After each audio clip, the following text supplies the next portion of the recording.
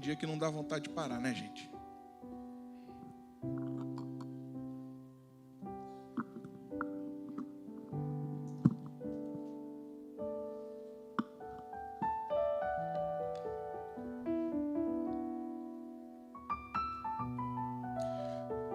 Vocês estão bem? Graça e paz. Essa música, essa verdade me toca profundamente. E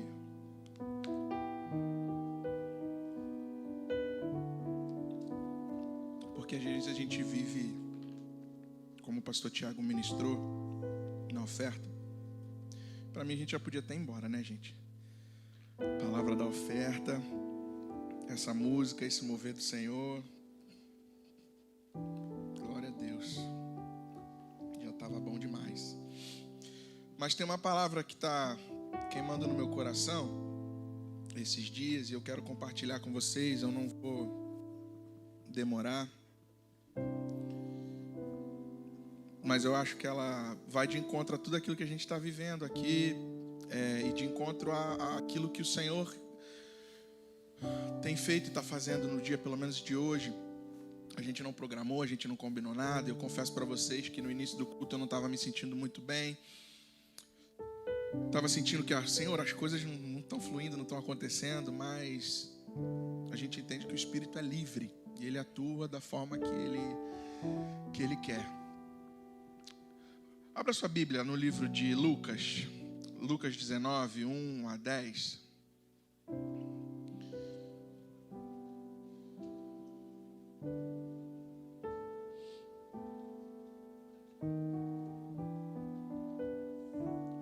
Lucas 19, de 1 a 10. Você conhece essa história com certeza. De um homem pequenininho que se chama Zaqueu.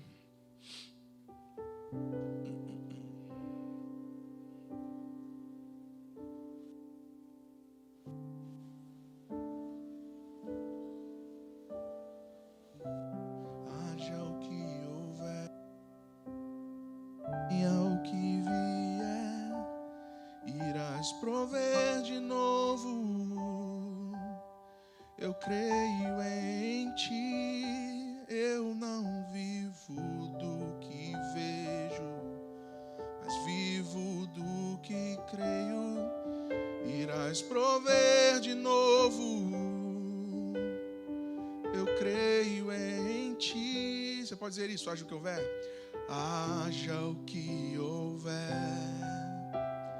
venha o que vier, irás prover de novo. Eu creio em ti, eu não vivo do que vejo, mas vivo do que creio. Irás prover de novo. Eu creio em ti. Que a tempestade, o vento, ele possa não paralisar você. Que aquilo que os teus olhos estão vendo possa não paralisar você.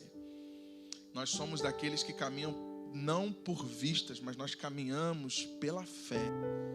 E fé, meus irmãos, é caminhar aonde não tem chão. Eu acho que eu não tenho fé para dar o próximo passo aqui, porque eu vou cair. Mas eu quero dizer para você que fé é eu continuar andando até lá embaixo. Caminhar sem chão. Como os discípulos, o discípulo caminhou sobre as águas. Quando o vento era forte, o vento estava atemorizando e trazendo medo aos discípulos. E o Senhor falou, Jesus caminhava e eles ficaram com medo. Ele falou, vem, sai para fora. Sai para fora. E o ato, e você já ouviu isso, aquilo que você pode fazer, Jesus não vai fazer por você. Você precisa fazer. O ato de sair do barco era de Pedro. O ato de sair do barco era de Pedro. Ele precisava tomar essa decisão. E muitas vezes nós não caminhamos pela fé, porque nós temos medo de dar o primeiro passo, de sair do barco. Tome coragem, não tenha medo, não tenha medo. O Senhor é o Deus de toda provisão. Saia do barco, dê o primeiro passo. e caminhe sobre as águas. E se você não caminhar sobre as águas, eu conheço um Deus que abre o mar. Se não der para caminhar sobre as águas, Ele abre o mar na tua frente. E a gente vai conversar hoje um pouquinho sobre discípulos. Um discípulo de Jesus é aquele que entende, obedece, ouve a voz do seu Senhor e obedece. Discípulo é aquele que compartilha de um relacionamento mais íntimo com o Senhor. Discípulo é aquele que entende, como o pastor Tiago falou, que eu faço parte desse lugar. Que eu não só venho à igreja, que eu não só bato um ponto aqui domingo após domingo, às 10h30 até meio-dia, meio-dia e meia, e depois eu vou embora. E a minha segunda-feira... E às vezes a gente se pergunta se nosso culto hoje não estava muito bom. O culto hoje não foi muito legal.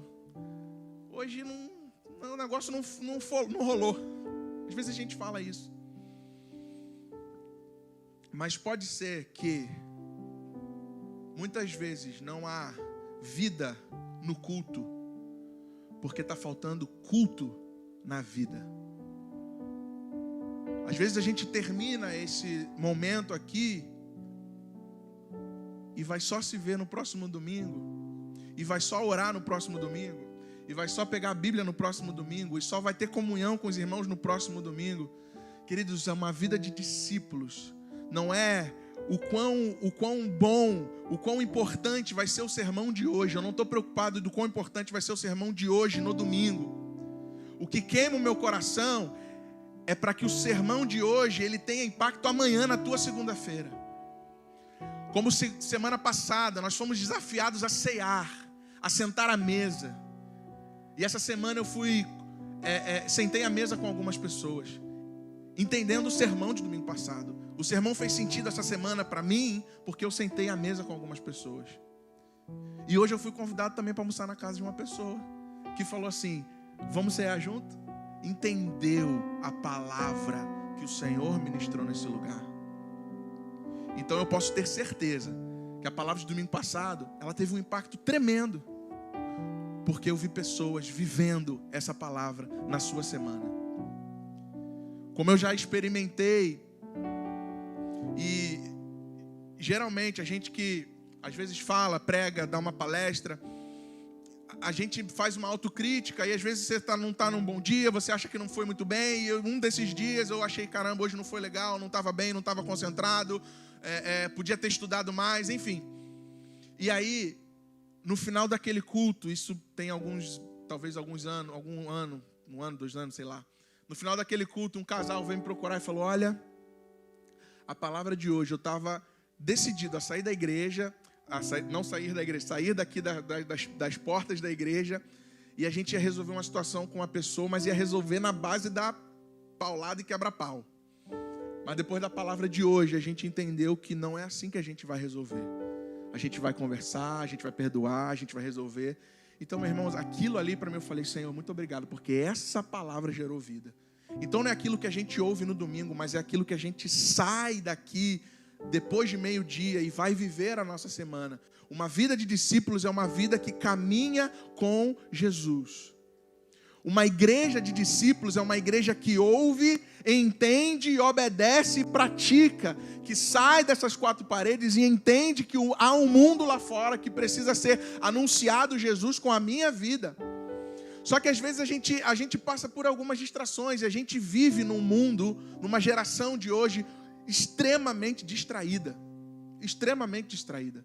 As coisas passam, as pessoas passam e a gente não percebe. O celular nos toma tempo, a rede social nos toma tempo. E agora essa semana saiu mais uma rede social, que Jesus, e está todo mundo nela já, e quem está antenado tem que estar junto. Aí alguém me perguntou: Renan, você já está na rede social nova? Eu falei: cara, ainda não sei se eu vou entrar, eu não dou conta. E a gente vai se distraindo ainda mais. A gente vai se distraindo no cuidado dos nossos filhos, na educação dos nossos filhos, a gente vai se distraindo nas relações com os nossos irmãos, a gente vai se distraindo nas relações um com o outro. E a nossa vida, como eu sempre falo, eu repito isso, é aquilo que norteia a minha vida. A nossa vida ela é baseada em relacionamentos. A todo momento nós estamos nos relacionando. E aí nós vemos casos, nós vemos pessoas. Tem alguém na projeção aí? Coloca uma imagem que está aí, por favor. Está aí é uma foto. E aí nós vemos pessoas e casos que nos assustam, que me assustou. 2022, não sei se você lembra disso. Após 2 anos sumida, mulher é encontrada morta dentro de apartamento. A revolta de vizinhos após corpo ser achado em apartamento em Londres, 2 anos e meio depois da morte. Isso te choca? Para mim, chocou demais. Chocou demais. A reportagem vai dizer que os vizinhos, eles reclamaram do cheiro, a administração do condomínio meio que não ligou, não levou a sério. Mas eu estou falando de uma mulher de 58 anos que ficou morta dentro de casa 2 anos e meio. E ninguém fez nada. Larva no apartamento de baixo. Cheiro insuportável no condomínio. Caixa de correio superlotada. E o aluguel dessa mulher, gente, ela parou de pagar, morreu. A administradora deixou para lá, aplicou um benefício do governo para a mulher, sem ela saber, e o governo estava pagando o aluguel dela em dia. E a mulher morta, há 2 anos e meio. Depois desses 2 anos e meio, que encontraram já não o corpo, mas o esqueleto dela, né? Totalmente em decomposição. No velório dela tinha um meio-irmão e uma pessoa da administradora que chegou depois do horário. Que fim triste. Que fim tenebroso. Ela não foi percebida. Ela não foi vista. Essa mulher não foi amada. Ela não foi cuidada. Eu não sei onde ela trabalhava, mas as pessoas do trabalho dela pouco se importaram com ela. Eu não sei como é que era a família dela, as pessoas da família dela pouco se importaram. Os vizinhos estavam incomodados com o cheiro, com a sujeira, com as larvas. Não sei se ninguém bateu na porta, arrombou. Chamaram a polícia também achou que não era necessário arrombar. Mas o que eu quero trazer com isso é que a gente tende a quebrar tanto as nossas relações que a gente pode acabar com essa mulher. E aí, depois de olhar essa matéria, eu fui pesquisar outras e eu achei pelo menos mais umas 3 matérias iguais a essa. Um em Portugal, há uns 10 anos atrás, ficou 3 anos morto dentro do apartamento. Uma outra mulher que sofria de esquizofrenia e aí ela disse que a família não podia entrar. Enfim, também 1 ano e meio, 2 anos no apartamento. Então, pode ser que isso seja mais comum do que a gente imagina. Esses foram que estão na internet, que estão nas reportagens, que estão nas redes. Mas a nossa vida é uma vida comunitária. A vida do discípulo de Jesus, aquele que entende que é discípulo e discípula de Jesus, caminha com ele, mas caminha com outras pessoas, porque Jesus nunca andava sozinho. E aí nesse texto que você abriu, de Lucas 19, ele conta a história de Zaqueu. E Jesus andava com uma... Vamos abrir? Vamos ler. Lucas 19. E tendo Jesus entrado em Jericó e passando, eis que ali havia um homem chamado Zaqueu, e era este um chefe dos publicanos e era rico. E Zaqueu estava procurando ver quem era Jesus, mas não podia por causa da... Pois era de pequena estatura, tadinho do Zaqueu. E correndo adiante, subiu a um sicômoro, uma árvore, para ver, pois havia de passar por ali. E quando Jesus chegou àquele lugar, olhando para cima, viu e disse-lhe: Zaqueu, desce depressa, porque hoje convém pousar em tua casa. E apressando-se, desceu e recebeu alegremente. E vendo isto, murmuravam, dizendo que entrara para ser hóspede de um pecador. Quem estava murmurando? A multidão. E levantando-se, Zaqueu disse ao Senhor: Senhor, eis que eu dou aos pobres metade dos meus bens, e se em alguma coisa eu tenho defraudado alguém, o restituo quadruplicado. E disse-lhe Jesus: hoje veio salvação a essa casa, pois este é filho de Abraão, porque o Filho do Homem veio buscar e salvar o que se havia perdido. Então a gente vê a história de um homem que não era discípulo de Jesus, mas ele tentou chamar a atenção de Jesus. Mas uma multidão atrapalhava. E a gente vê várias histórias. Quem lembra da história da mulher do fluxo de sangue? Que estava no meio de uma multidão, mas ela tentava, ela queria algo, ela precisava tocar na orla das vestes de Jesus. Então ela passou no meio da multidão e ela falou: não, se eu tocar apenas na orla, na pontinha do vestido dele, eu vou ser curada. Então aquela mulher, ela toca, ela invade a multidão e ela toca em Jesus, e de Jesus saiu virtude. E aí você já conhece a história, ele olha para ela, ele percebe aquela mulher. A multidão atrapalhava Zaqueu de ver Jesus. Mas Jesus percebe Zaqueu. O que eu quero falar nessa manhã é: quem eu e você queremos ser? Uma igreja de multidão ou uma igreja de discípulos e discípulas de Jesus, onde Jesus enxerga, te conhece pelo nome? Porque a multidão anda com Jesus. Nós estamos aqui, ó. A gente está aqui todo domingo, a gente ora, de vez em quando a gente lê a Bíblia, de vez em quando a gente vai num grupo pequeno. Multidão. O Senhor olha para uma multidão, Ele percebe que tem um monte de gente atrás dele, mas Ele quer encontrar, Ele quer olhar para corações disponíveis e dispostos a dizer: Senhor, eu estou aqui. Zaqueu subiu numa árvore: Senhor, eu estou aqui. A mulher passou no meio da multidão: Senhor, eu quero te tocar. O Senhor conhece eu e você pelo nome, mas eu e você precisamos sair da posição de multidão para sermos encontrados como os discípulos de Jesus, aqueles que conhecem, aqueles que amam ao Senhor. Há um outro texto lá em João 16 que fala sobre as bem-aventuranças. Você lembra muito bem. Tinha uma multidão lá, mas Jesus se despede da multidão e ele vai orar com os seus discípulos. Então, a gente pode perceber que há níveis de relacionamento. A multidão está junto.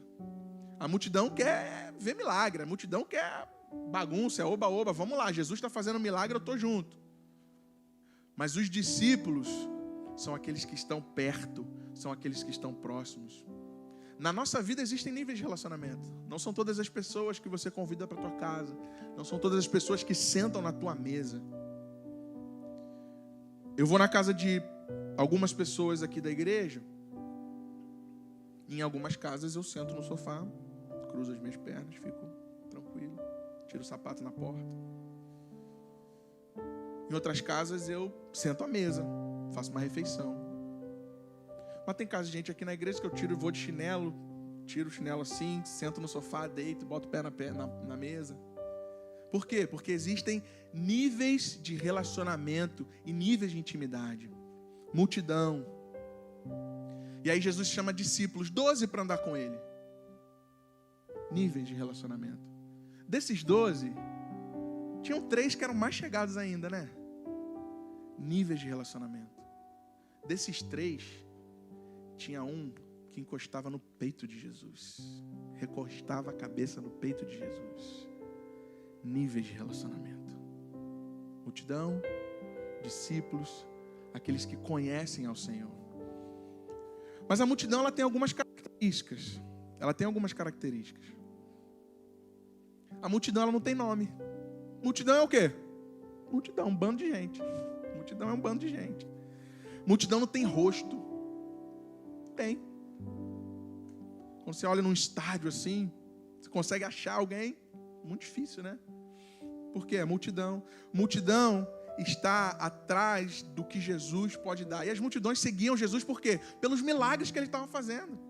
E talvez eu e você tenhamos uma postura hoje de vir à casa do Senhor, de buscar a Ele por aquilo que Ele pode fazer, assim como a multidão. A gente transforma esse lugar, a gente transforma o Evangelho de Jesus num grande supermercado, onde eu vou, escolho na prateleira o que tem para mim, o que me agrada aqui hoje. Esse culto está me agradando, esse louvor que foi cantado hoje, ele está bom, a palavra que está sendo pregada está boa, os ministérios que estão funcionando estão atendendo a minha necessidade, estão atendendo bem, que legal. Se não está atendendo, então eu vou ficando por aqui mesmo, do jeito que eu quero, do jeito que eu estou fazendo. Não! Multidão se comporta assim, mas discípulo entende que faz parte. Que o culto, como o pastor Tiago falou, não é para você, não é para mim. O culto é para o Senhor. Por isso que eu afirmo que não existe culto ruim e culto bom. Quem define a qualidade do seu culto é você. Se você chegar nesse lugar, queimando pela presença de Jesus, querendo adorar, querendo cantar, querendo atentar o teu ouvido para aquilo que vai ser ministrado, se você vem com o coração querendo servir ao outro, abraçar o teu irmão que você não vê durante a semana, dar uma palavra talvez para ele, saber como ele está, se importar, meu irmão, você vai sair daqui e falar: cara, o culto hoje foi maravilhoso. Por quê? Porque você entregou um culto ao Senhor. A gente pode ensaiar e tocar as melhores músicas aqui, a gente pode fazer o que a gente imaginar, trocar todas as luzes, botar fumaça, fazer algo maravilhoso. Queridos, isso são só recursos, mas aquilo que traz a presença é o meu e o teu coração. Então hoje, ao você sair daqui e você avaliar o culto foi bom ou foi ruim hoje, hein? Se pergunte: eu prestei um culto bom ou eu prestei um culto mais ou menos para o Senhor? Discípulo entende que aqui não é mercado, que Jesus não está aqui para fazer as minhas vontades. Jesus está aqui para que eu sirva, para que eu... Ontem eu ouvi uma frase, eu lembrei dela aqui agora, do pastor Leandro Barreto, que discipulado, o evangelho não é sobre ser visto, mas é sobre serviço. Eu venho nesse lugar para servir. Esse lugar deve ser o lugar da bacia e o lugar da toalha, onde eu, como a gente fez recentemente aqui, eu lavo os pés do meu irmão. Eu considero o outro melhor do que a mim mesmo. É esse lugar. Mas a multidão, ela não enxerga assim. A multidão não enxerga assim. A multidão, ela quer ver resultado. E aí, Jesus, qual o próximo milagre? Qual o próximo milagre? Vamos lá. A multidão segue para ver milagre. É paralítico andando, é cego enxergando, é multiplicação de pão e peixe, acabou a comida, eles vão para outro lugar. E aí, Jesus, vamos lá. Multidão se comporta assim. Discípulo quer conhecer o coração de Jesus. O que ele está pensando ao meu respeito. O que ele deseja de mim nesse lugar que ele me plantou.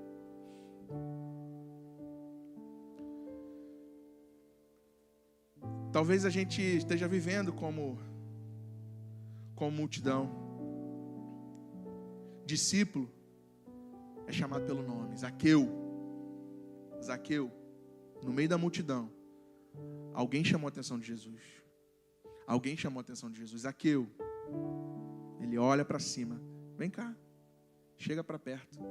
Eu quero comer na tua casa hoje. E aí o que a multidão faz? Julga. O que a multidão faz? Apedreja.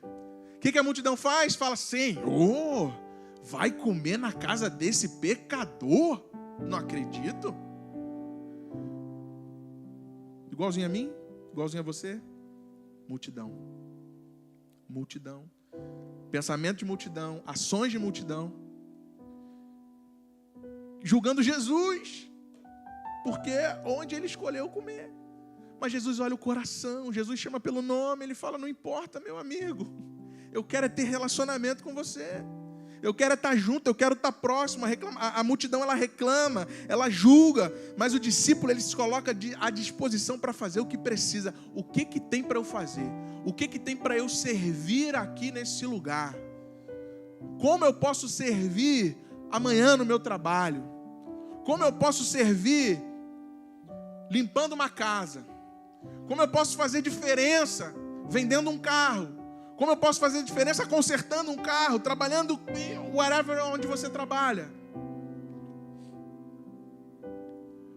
A minha esposa, Gabriela, começou a trabalhar É o sonho dela, né, gente? Era o sonho dela.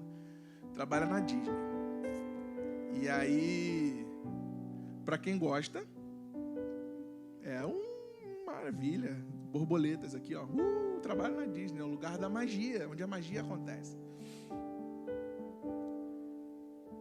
E não só porque era o sonho dela, mas um dia ela compartilhando de como foi o dia e tal. E aí ela falou uma coisa assim, mais ou menos assim, eu já não vou lembrar direito. Mas ela falou, trabalhar lá é como um chamado para mim. Porque sorrir para as pessoas, ajudar as pessoas, poder fazer o dia de alguém melhor. Aí eu fiquei assim, pensando, eu falei, olha só. Aí primeiro eu falei assim, né, gente? Eu falei, a Disney já fez uma lavagem cerebral nela. Não, mas aí depois eu falei, caramba, é verdade. Porque ela entendeu que ela está ali para servir as pessoas. As pessoas já estão felizes por estarem ali. Mas há casos e há situações, como recentemente aconteceu, de uma menininha que estava tendo uma crise.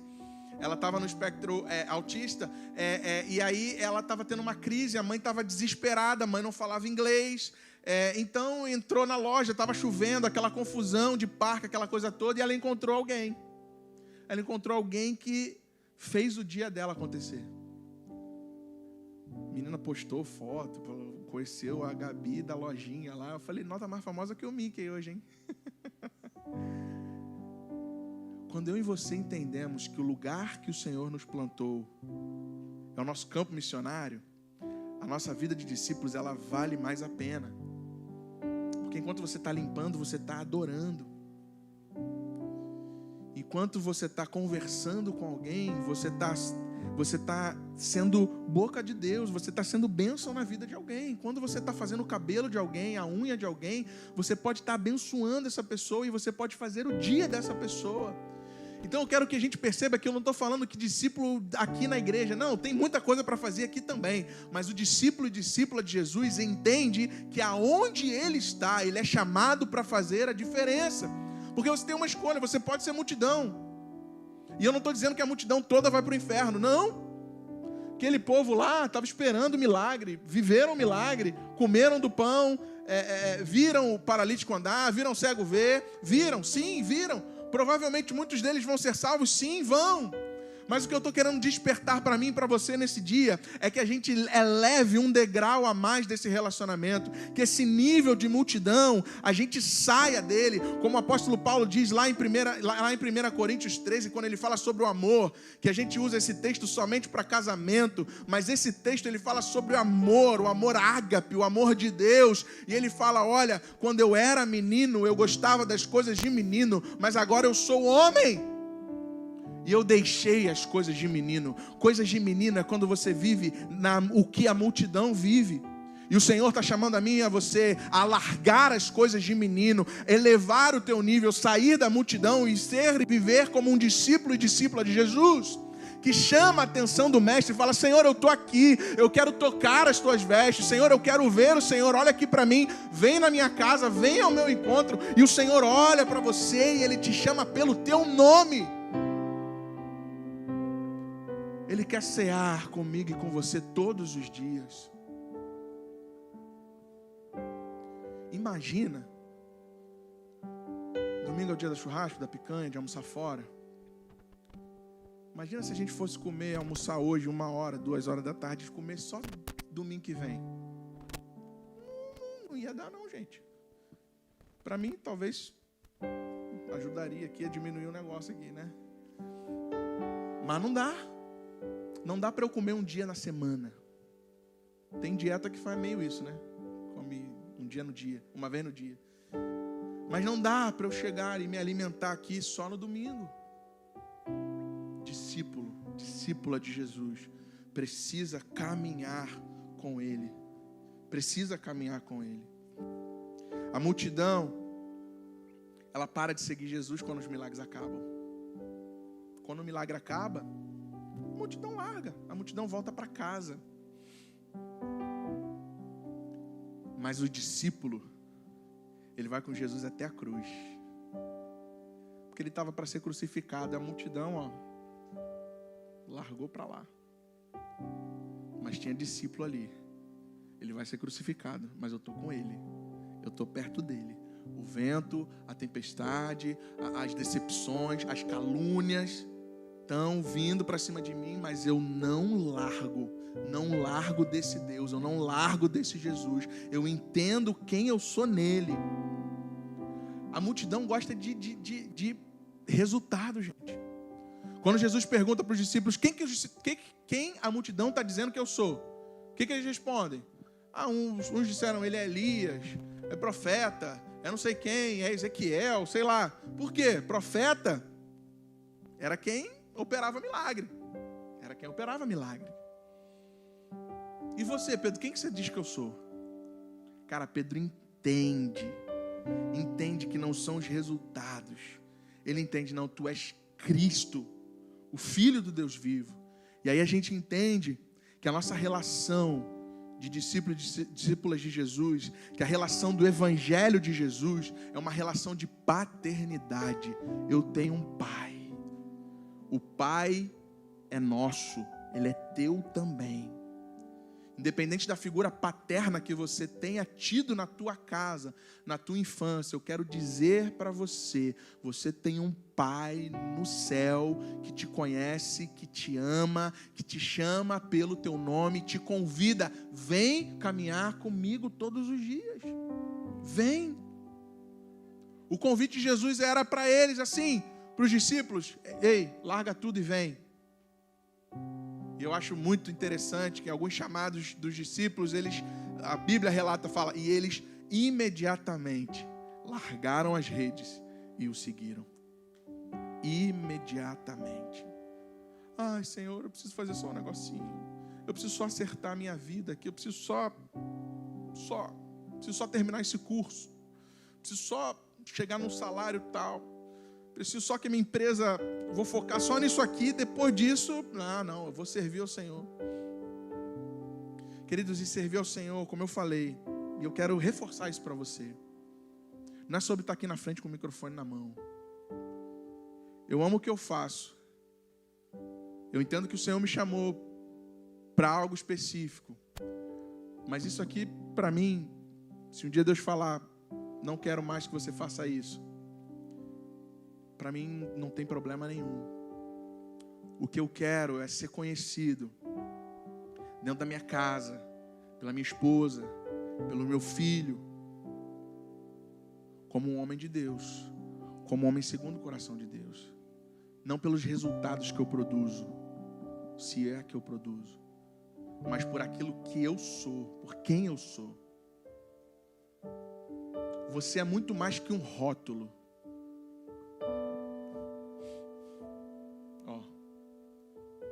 Purified drink water. Great value. Do Walmart essa? Do Walmart. Tem um rótulo aqui que diz sobre essa água.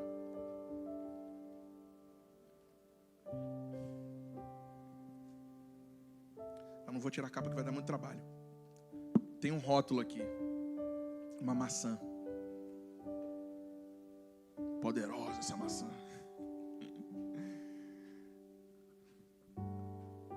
Você é muito mais que um rótulo de uma garrafa. Você é muito mais que uma maçã. Você é muito mais que um rótulo com que as pessoas te rotulam, com que as pessoas falam de você, com o que você pensa que você é. Você é mais que um rótulo. O Senhor conhece você pelo nome. E a palavra de Deus no Salmo 139 vai dizer, e eu acho isso lindo, incrível, é uma das passagens também que eu mais amo na Bíblia, que ele fala, olha, desde o ventre da tua mãe você foi entretecido. Fala sobre costurar, sobre cuidadosamente tecer a minha vida e a tua vida. Você que faz costura, não é o meu caso, faz crochê. Você sabe como é que é aí a construção aí dessa manta, desse entretecer. O Senhor conhece a mim, conhece a você. Amém, gente? Vocês estão comigo? Glória a Deus.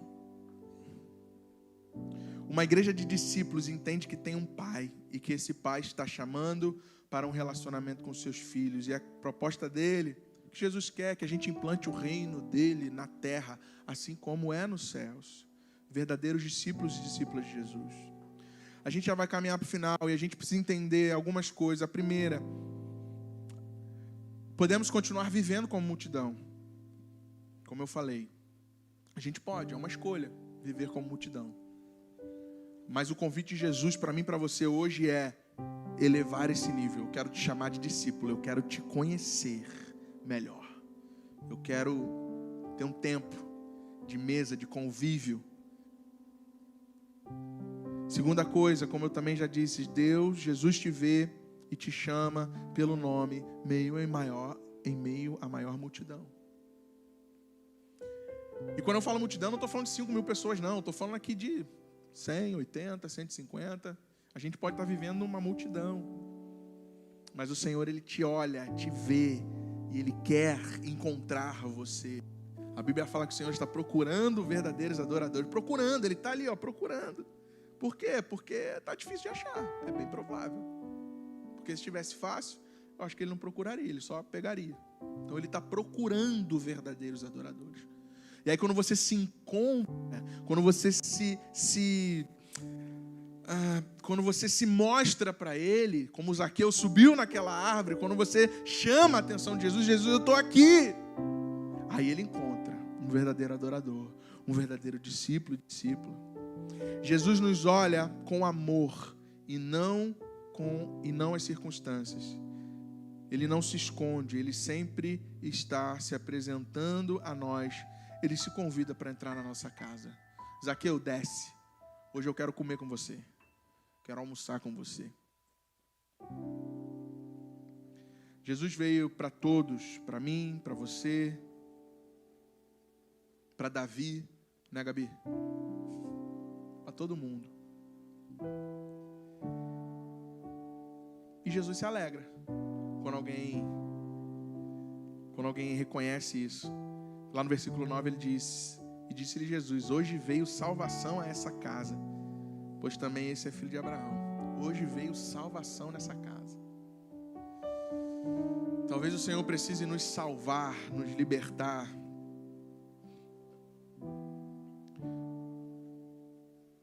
Nos salvar não a salvação da vida eterna, que essa, se você já o aceitou, reconheceu como Senhor e Salvador da tua vida, você tem ela guardada no teu coração, a salvação.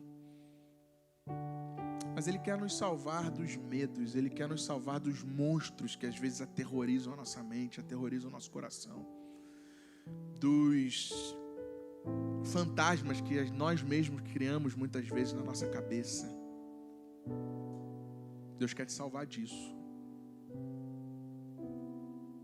Deus quer te libertar desses medos que às vezes te aprisionam, de caminhar, de dar esse passo de fé, sair do barco. Se libertar desse medo do novo de Deus, que dá medo mesmo, dá medo. Se entregar, dizer: Senhor, toma o controle da minha vida por completo, dá medo. Porque a gente invariavelmente vai ter que abrir mão de alguma coisa. E abrir mão de alguma coisa dói. No início não é fácil, não vai ser. Não estou prometendo nada para ninguém aqui de mar de rosas e de felicidade. Não, mas o que eu estou dizendo é que haja o que houver, venha o que vier, Ele vai prover de novo. Porque eu creio que Ele é Jeová Jireh, que Ele é o Deus da minha provisão, Ele é Jeová Rafá, é o Deus que cura. Amém? Chega, né? Meu desejo para mim e para você nessa manhã é que a gente assuma essa responsabilidade como discípulo de Jesus. Larga a mão de ser multidão. É uma escolha tua. É uma escolha sua viver como multidão ou como discípulo. Mas Jesus está batendo na porta hoje. Olha, eis que estou batendo a porta. E se você abrir a porta, eu vou entrar. Eu vou cear com você.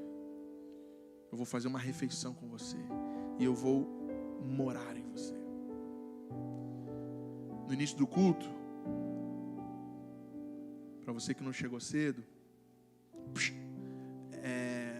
eu disse assim, eu tenho certeza, eu posso afirmar que Deus está aqui. Por quê? Gente, 7:30 da manhã, Deus não estava aqui. Não estava. O que estava aqui era a cadeira o microfone, teclado, estava tudo aqui. Deus não estava aqui, não. Mas quando deu 8 e... Quem chegou primeiro, você ou o Natan? Natan, que horas? 8h30? Eu cheguei atrasado 1 minuto, 8h31. Que hora chegou? 8h20. Quando o Natan chegou aqui, 8h20 da manhã, Deus estava aqui. Quando eu cheguei 8h31, Deus estava aqui também. Eu e você precisamos entender que nós carregamos essa presença. E quando você chegar na tua casa, que está só com as cadeiras, a televisão está lá, a mesa, a geladeira. Deus está lá também, gente, calma. Está guardando. Mas quando você chegar na tua casa, Deus chegou lá também. Por quê? Porque nós carregamos essa presença. O Espírito Santo habita em nós. Então eu posso afirmar que todo lugar que eu piso a planta dos meus pés, o Senhor está ali também. Então amanhã quando você acordar para ir trabalhar, carrega Ele com você. Aonde você for, o que é que você faça, carrega Ele com você. Porque Ele habita em você.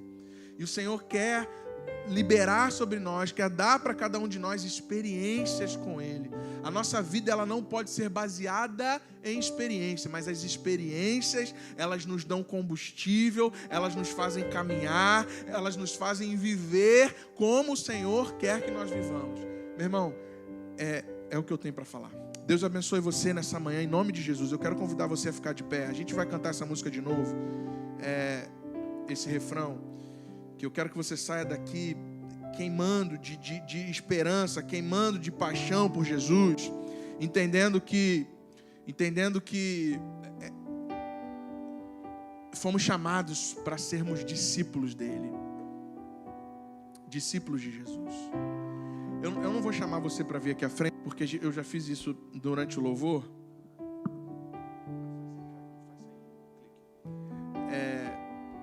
Mas eu quero convidar você a orar, a colocar diante do Senhor. Dizer: Senhor, eu me vejo um pouco nessa multidão aí. A multidão que olha e vê que está tudo bem, não está fazendo nada, nem aqui, nem lá fora, nem no trabalho, nem na igreja, nem em lugar nenhum. Estou só vivendo. Estou tratando a tua presença como um supermercado. Jesus, eu preciso de algo, eu preciso de um emprego melhor. Jesus, eu preciso do meu documento. Jesus, eu preciso da libertação do meu filho. Jesus, eu preciso da libertação do meu marido. Jesus, eu preciso. Igual uma criança que fica no mercado pedindo: pai, eu quero biscoito. E ela bate o pé, ela faz malcriação, ela se joga no chão. Meu irmão e minha irmã, Jesus não é um mago. Ele não está aqui para fazer as tuas vontades, Ele não está aqui para fazer as minhas vontades. Ele está aqui para dizer: olha, eu estou te chamando para ser discípulo. O que eu vou fazer em você e através de você é comigo, não é com você. Coloca a mão no teu coração, a gente vai orar. Senhor, nós te agradecemos